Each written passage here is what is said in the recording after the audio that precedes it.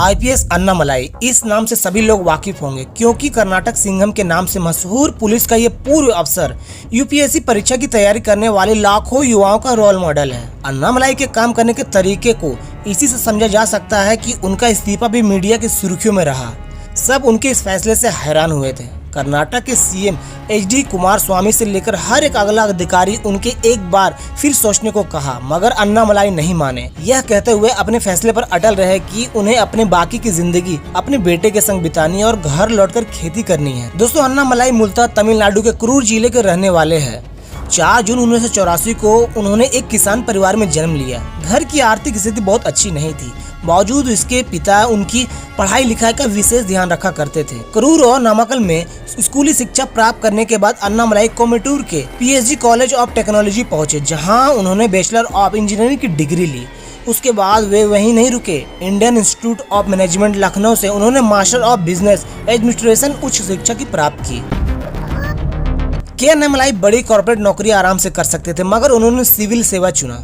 कठिन परिश्रम के बाद अंत में वो सफल हुए और 2011 बैच के कर्नाटक कैडर अधिकारी बनकर घर लौटे। कहते हैं कि अपनी नौकरी के पहले दिन से ही अन्नामलाई एक अलग तरह के अफसर की तरह लोगों के बीच दिख गए। उन्होंने अपने पुलिस करियर की शुरुआत सितंबर 2013 में कर्नाटक के उडुपी जिले के करकला में असिस्टेंट सुपरिटेंडेंट ऑफ पुलिस के तौर पर की थी। अपने काम करने के तरीके से अन्नामलाई पहली पोस्टिंग में ही सीनियर्स की नजर में आ गए थे। अपनी ईमानदारी और बहादुरी का इनाम उन्हें जल्द मिला। जनवरी 2015 में अन्नामलाई पुलिस सुपरिटेंडेंट के रूप में प्रमोट किए गए। खास बात यह थी कि उनकी तैनाती उडुपी जिले में ही रही। अगस्त 2016 तक उन्होंने वहां एसपी के रूप में लोगों की सेवा की। आगे वे कर्नाटक के चिकमंगलुरु पहुंचे, जहां अक्टूबर 2018 तक उन्होंने नौकरी की। यहाँ तक के सफर में अन्नामलाई लोगों का दिल जीतने में कामयाब रहे। उनकी लोकप्रियता इसी से समझी जा सकती है कि जब उडुपी और चिकमंगलुरु से उनका ट्रांसफर किया गया तो लोग सड़कों पर आ गए थे। लोगों ने रोकर उन्हें रोकने का प्रयास किया था। 2018 में फिर एक बार अन्नामलाई को प्रमोशन मिला। अब वे बेंगलुरु दक्षिण में डिप्टी कमिश्नर बन गए। किसी भी अफसर के लिए इससे बढ़िया करियर क्या हो सकता है। एक तरफ लगातार लोगों के बीच उनकी लोकप्रियता बढ़ रही थी, दूसरी तरफ प्रशासन भी खुश होकर उन्हें प्रमोशन दे रहा था। समय समय पर अलग अलग मंचों से अन्नामलाई को पुरस्कार और सम्मान भी मिले। कुल मिलाकर उनके पास शायद भौतिक सुख की हर चीज मौजूद थी। ऐसे में 28 मई 2019 को अचानक से उनका इस्तीफा किसी के गले से नहीं उतरा। अनुमान लगाया गया कि वे राजनीति में सक्रिय हो सकते हैं, मगर अन्नामलाई के दिल में कुछ और था। ऐसा कुछ जिसे उन्होंने करीब 9 साल की सेवा के दौरान हर पल महसूस किया। 28 मई को जैसी अन्नामलाई की रेजिग्नेशन की खबर बाहर आई, अन्नामलाई सुर्खियों में आ गए। लोग जानना चाहते हैं कि आखिर एक ईमानदार पुलिस ऑफिसर क्यों नौकरी छोड़ रहा है। क्या उस पर राजनेताओं का दबाव है या फिर कुछ और? अगर कुछ और है, इन्हीं सवालों के बीच अन्नामलाई का एक नोट सामने आया, जिसमें उन्होंने बताया कि वे पुलिस की इतनी बड़ी नौकरी क्यों छोड़ना चाहते हैं। उन्होंने लिखा कि पुलिस अधिकारी की नौकरी में कई चुनौतियां शामिल है और उन्होंने हर चुनौती का पूरा आनंद लिया।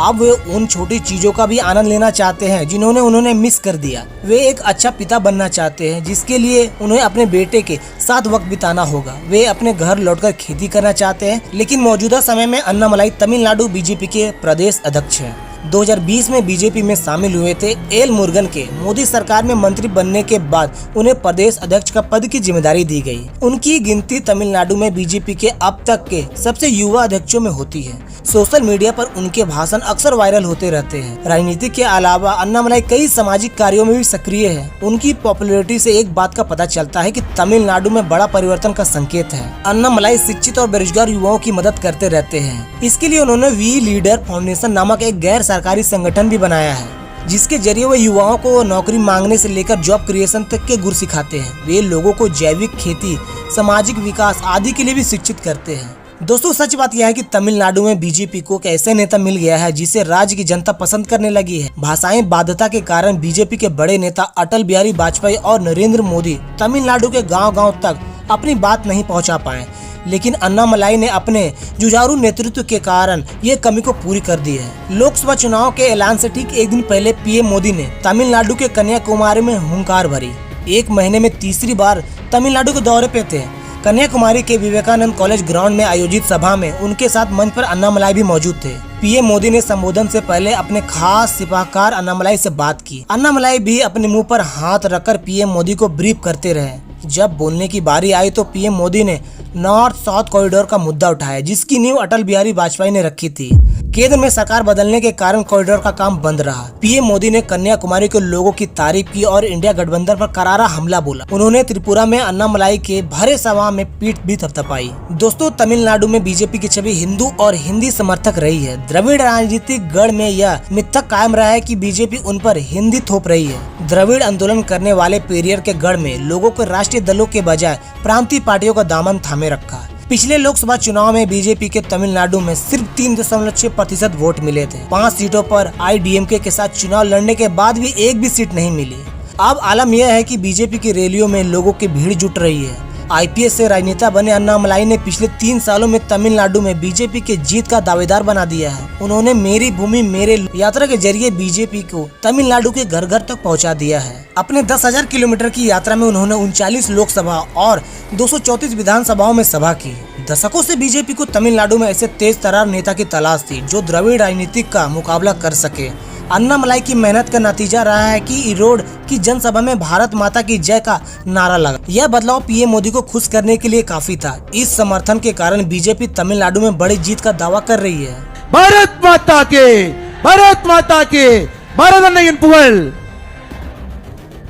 தமிழினத்திற்காக எப்பொழுதும் குரல் கொடுத்து கொண்டிருக்கக்கூடிய தலைவர், எல்லோருடனும் சேர்த்து எல்லோருக்குமான வளர்ச்சி என்ற தாரக மந்திரத்தை தந்து பாரத தேசத்தை உலக அரங்கிலே உயர்த்தி கொண்டிருக்கக்கூடிய दोस्तों, अन्नामलाई के तौर पर बीजेपी को एक ऐसा नेता मिल गया है जिसे तमिलनाडु के युवा देखना और सुनना चाहते हैं। स्कूल और कॉलेजों में जनसंपर्क के दौरान युवाओं के सवाल का संजीदगी से जवाब देते हैं। सार्वजनिक मंचों पर वह तर्कों से बीजेपी का पक्ष रखते हैं। वही किसी नेता की व्यक्तिगत आलोचना नहीं करते बल्कि विपक्ष की नीतियों पर सीधा प्रहार करते हैं।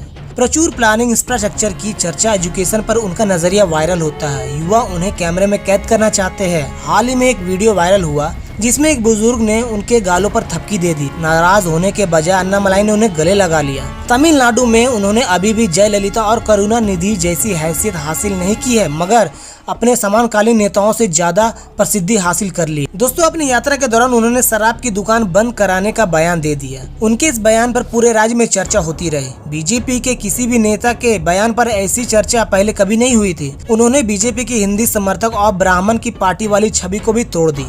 विपक्ष के नेता और स्थानीय मीडिया ने भी उन्हें तमिलनाडु के राइजिंग स्टार का खिताब दे दिया। इसका फायदा बीजेपी को मिलना स्वाभाविक है। राजनीतिक एक्सपर्ट भी मानते हैं कि अन्नामलाई के मेहनत से बीजेपी का वोट प्रतिशत बढ़ना तय है। यह सीटों में कितना कन्वर्ट होता है यह नतीजों में पता चलेगा। दोस्तों, क्या अन्नामलाई के बारे में आप लोग क्या राय है कमेंट सेक्शन में जरूर बताओ। और वीडियो कैसा लगा, वीडियो अच्छा लगा तो वीडियो को लाइक करें और अपने परिवार और दोस्तों को जरूर शेयर करें ताकि मैं आप लोग की ऐसी इन्फॉर्मेटिव वीडियो बना सकूं। मिलते हैं अगले वीडियो में, तब तक के लिए जय हिंद, वंदे मातरम।